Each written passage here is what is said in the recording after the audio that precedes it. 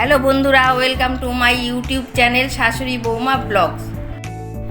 আজকের রেসিপি চাল কুমড়ো পাতা দিয়ে শুটকি মাছের বড়া।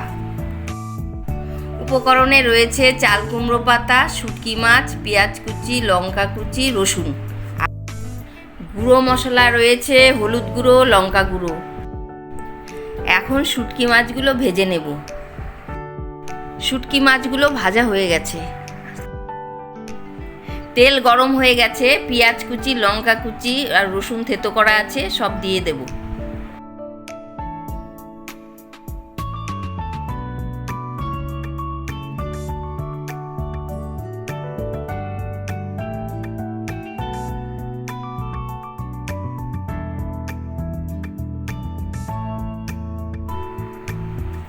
পেঁয়াজগুলো ভাজা হয়ে গেছে, এবার গুঁড়ো মশলাতে একটু জল দিয়ে দেব।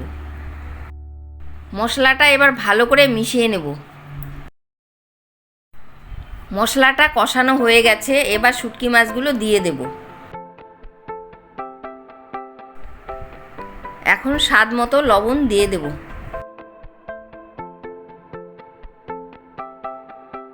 এখন নামিয়ে নেব।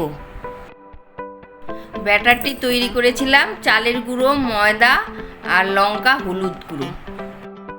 এখন চাল কুমড়ো পাতার মধ্যে শুটকি মাছের পুর ভরে ব্যাটারে ডুবিয়ে ভেজে নেব।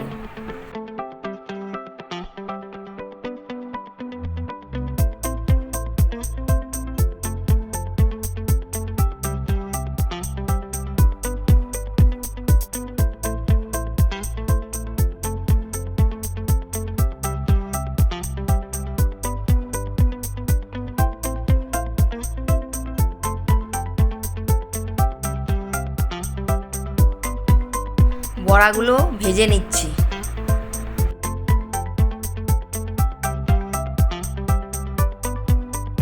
একইভাবে সবগুলো ভেজে নিচ্ছি।